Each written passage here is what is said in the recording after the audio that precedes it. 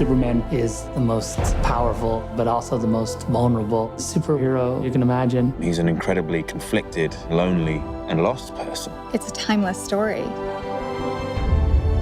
Superman is a story for everybody. It's going to be intense, visceral, really exciting to watch. We need champions and we need someone to believe in. It's about the potential for every person to be a force for good. We have to believe that somebody can make things right. From the first time I could ever remember, Superman was one of the people I wanted to be.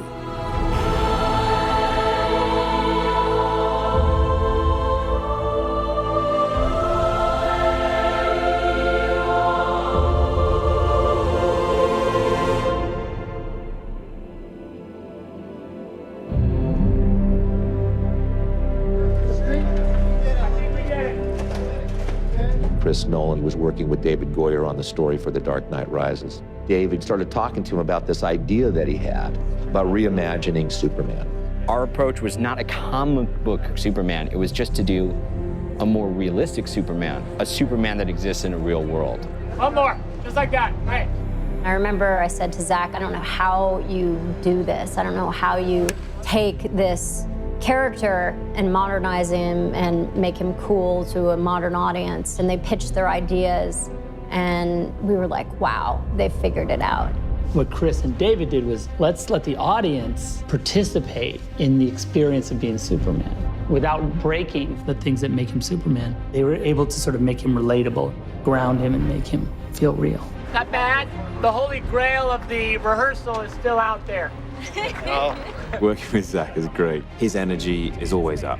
As much as the hours are extremely long, Zach keeps stuff interesting. Zach is very detail-oriented. He never misses anything. He just has a really strong idea of the story, and he has a really strong idea of character. Zach knows exactly what he's looking for, and he knows when he has it, and that gives you a certain amount of confidence. You'll turn, and then you just press on. One really interesting thing with Zach, he's probably chosen the hardest possible way by making it, for the most part, a single camera. You don't work on movies of this scale with a single camera. Even though we're walking around and making shots, the frame is always being analyzed and refined as we go. Boom, they come off. He wanted to give the film this feeling that even though we're dealing with a superhero, this could be going on, or maybe it could happen tomorrow.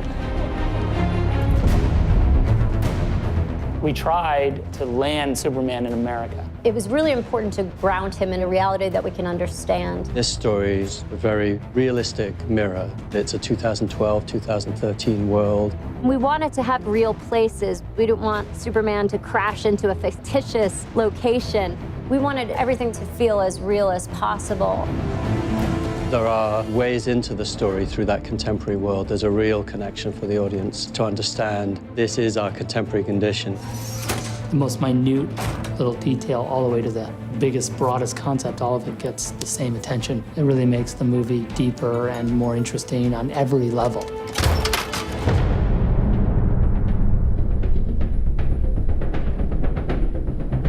We're gonna make Superman. First thing you gotta figure out is, what's the suit gonna look like?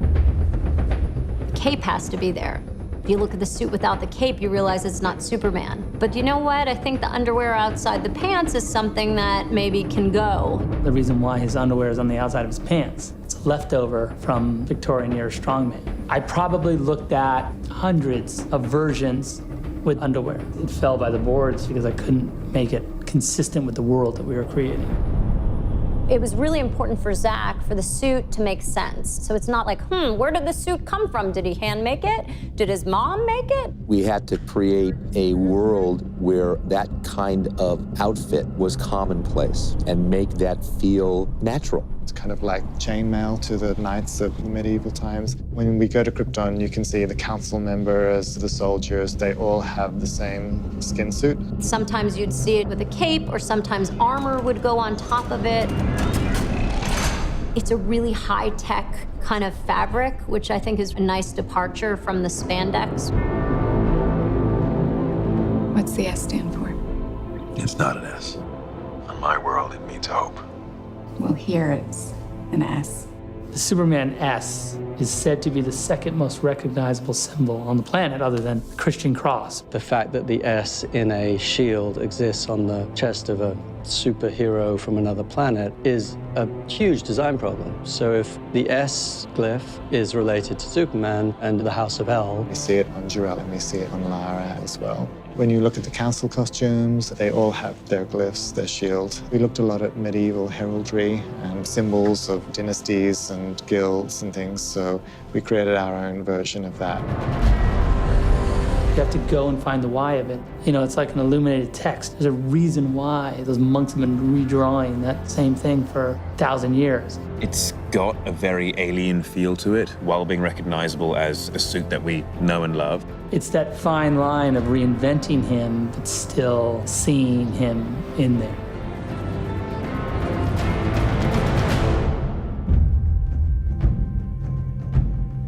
Clark is ultimately an outsider at all stages of his life.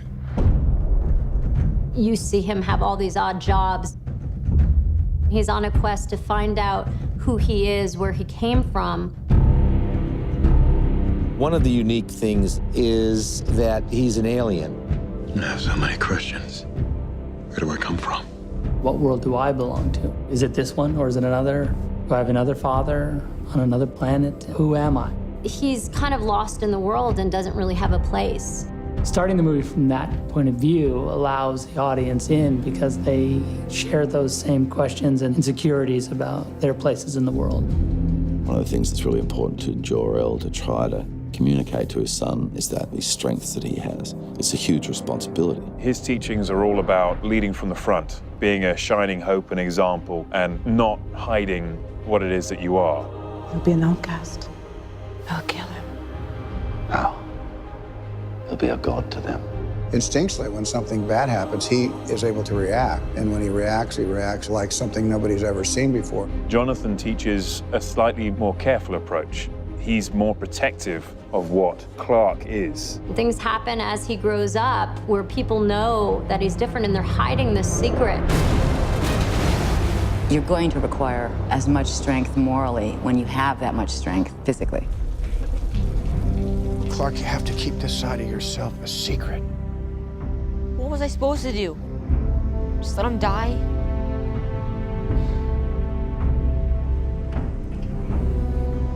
Maybe.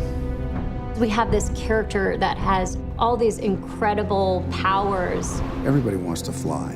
Who doesn't want to fly? Everybody has the same dream, the defiance of gravity and all that that symbolizes. Obviously, we see Superman fly because he can control his power and his speed. I wonder what it would be like to be able to just take to the sky, to feel the wind through my hair would be the most incredible thing. The super speed aspect of the fight makes them completely superhuman and beyond the scope of what is actually possible. We're going to see action in this film like we've never seen it before. Much more physical, much more high-powered. There was definitely a real conscious effort to support the idea that this is happening between Kryptonians. One of the talents that they would exploit would be that sense of speed to be able to vanquish their enemy very, very quickly. Superman is from another planet. He calls into question so much of what we take for granted, whether it be philosophical or physics. He has come to Earth to remind us of ourselves. Miss Lane, not a fan of the Daily Planet, but those pieces you wrote when you were embedded with the First Division were pretty impressive. Well, what can I say? I get writer's block if I'm not wearing a flak jacket. Lois has always been a strong female character. The difference is that our Lois is more proactive. She's doing all the things that she needs to do to understand this character that could save her world. How do you find someone who has spent a lifetime covering his tracks? He hasn't quite factored in the idea of being the savior of the world until Zod turns up. My name is General Zod. For some time, your world has sheltered one of my citizens. General Zod is the military leader of Krypton. He's a fiercely devoted warrior. I have a duty to my people, and I will not allow anyone to prevent me from carrying it out. You are presented with a character that, from his point of view, is striving to do the right thing. To Kal-El, I say this. Surrender within 24 hours, or watch this world suffer. My hopes and dreams travel with you. The idea of these two people on a dying world having to make this sacrifice where they would say, you know, we're never going to see our child grow up, but we've got to put this message in a bottle. Clark gets his DNA from another galaxy, but he gets his character from Jonathan and Martha. You're the answer to Are We Alone in the Universe? Can I just keep pretending I'm your son? You are my son. Kevin plays the part with such tenderness and empathy and understanding. What do you do when you have an offspring that's this powerful to instill a sense of right and wrong? Well, look at you! Superman gets a lot of his strength from Jonathan and Martha, and the strength which Kevin and Diane brought to those roles flows off them in their performance. Dusty! Mrs. Kent, I'm Lois Lane from the Daily Planet, and I'd like to talk to you about your son. The protectiveness that she had. As a mother myself, that's something that I look to instill in my daughter. I can't print this, Lois. You might have hallucinated half of it. Harry, come on, it's me we're talking about. Perry White used to be an investigative reporter, and there's still some of that in him, but he has the responsibility of keeping people within the boundaries of good taste, let's say. Lawrence just made it so easy to fall into that sort of contentious relationship with me. I told you not to run with this. There's a humanity that goes through every character in this piece, whether it's Pa Kent, Jor-El, Lois, Perry White, or Zod for that matter. The actors are amazing, the director's amazing. I feel very, very lucky to be a part of this.